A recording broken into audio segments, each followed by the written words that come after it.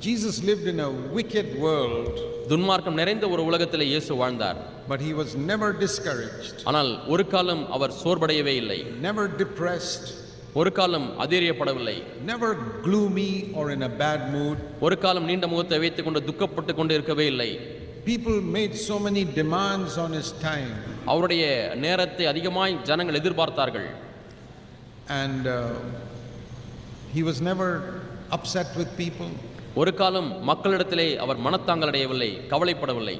And many of us may have thought that's because he was God.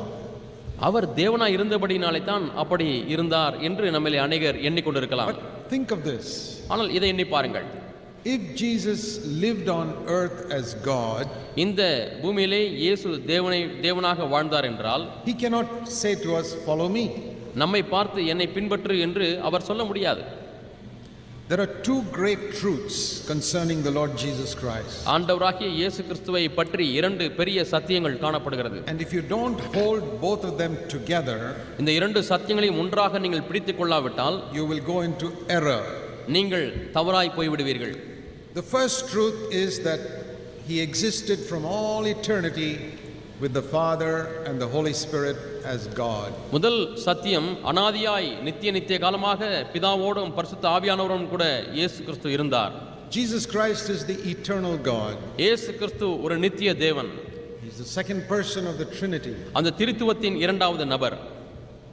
But when he came to earth, அவர் இந்த பூமிக்கு வந்த பொழுது, and he took our human body, அவர் நம்முடைய மாம்ச சரீரத்திலே அவர் வந்தார். he also became a man. அவரும் ஒரு மனிதனாக மாறினார். He did not stop being God.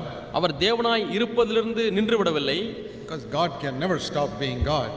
தேவனாக இருப்பதிலிருந்து ஒரு காலம் தம்மை நிறுத்த முடியாது. But he became also 100% a man. 100க்கு 100 அவர் மனிதனாகவும் மாறினார். He was not 50% God and 50% man. அவர் 50% தேவனாகவும் 50% மனிதனாகவும் வாழவில்லை. He was not half God and half man. பாதி தேவனாகவும் பாதி மனிதனாகவும் அவர் இல்லை. Even when he was on earth, அவர் இந்த பூமியில இருந்த பொழுதிலும் கூட, even today in heaven, இன்றைக்கும் பரத்திலே, he is 100% God and 100% man. அவர் 100% தேவனாகவும் 100% மனிதனாகவும் இருக்கிறார். But when he lived on this earth, ஆனால் இந்த பூமியிலே அவர் வாழ்ந்த பொழுது, even though he was God, அவர் தேவனாய் இருந்தும் கூட, he did not use his heavenly resources to live us on this earth. இந்த பூமியிலே வாழக்கூடிய வாழ்க்கைக்காக பரத்திலிருந்து கிடைக்கக்கூடிய அந்த பலனை அவர் நம்பி இருக்கவில்லை. He could have used it. அவர் அதை பயன்படுத்தி இருந்திருக்கலாம். But he did not use it. ஆனால் அவர் அதை பயன்படுத்தவில்லை. Here is one example. இங்கே ஒரு உதாரணத்தை உங்களுக்கு சொல்கிறேன். In the garden of Gethsemane, தோட்டத்திலே, when the soldiers came to catch him, அங்கே படை வீரர்கள் அவரை பிடிக்க முடியாத வருகிறார்கள். he told Peter, அவர் பேதுரை பார்த்து சொன்னார், I can ask my father and my father will send 72,000 angels to fight for me right now. நான் பிதாவை கேட்டிருந்தால் இப்பொழுதே 72,000 தூதர்களை போராடும்படியாக என்னுடைய பிதா அனுப்பியிருந்திருப்பார் என்று சீஷர்களுக்கு இயேசு சொன்னார். He could do that because he was the son of God. அவர் தேவனுடைய குமாரனாய் இருந்தபடினாலே அப்படி அவர் செய்திருந்திருக்க முடியும். You and I cannot ask for 72,000 angels to come to earth. நீங்களும் நானும் 72,000 தூதர்கள் இந்த பூமிக்கு வரும்படியாய் கேட்டு பெற முடியாது. But he could do it. ஆனால் அவரால் அதை செய்ய முடியும். One word and 72,000 angels would have come to fight. ஒரு வார்த்தை போதும் 72,000 தூதர்கள் வானத்திலிருந்து இறங்கி வந்து போராடி இருந்திருப்பார்கள். But ஆனால் he said, I will not do that. நான் அதை செய்ய மாட்டேன் என்று சொன்னார். There is an example. இங்கே நமக்கு ஒரு மாதிரி, how he had power but he would not use it. அவருக்கு வல்லமை இருந்தும் அதை அவர் பயன்படுத்தவில்லை.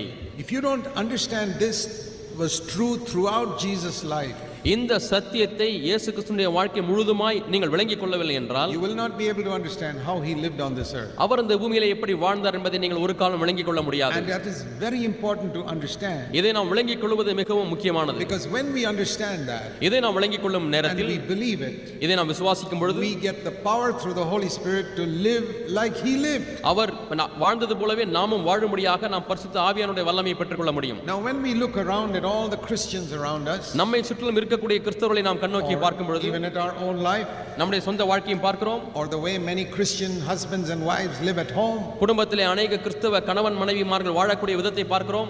we have to hang our head in shame நம்முடைய தலையை வெட்கத்திலே நாம் தொங்கவிட்டுக் கொள்ள வேண்டும். and say Christians have not reflected the life of Christ to other people. கிறிஸ்தவர்கள் மற்ற ஜனங்களுக்கு கிறிஸ்துவினுடைய வாழ்க்கையை பிரதிபலித்து காண்பிக்கவில்லை என்பதை நாம் துக்கத்தோடு ஒத்துக்கொள்ள வேண்டும். I often say this, நான் அடிக்கடி இதை சொல்கிறேன், that India has not rejected Jesus Christ. இந்திய தேசம் இயேசு கிறிஸ்துவை ஒரு காலம் தள்ளவில்லை.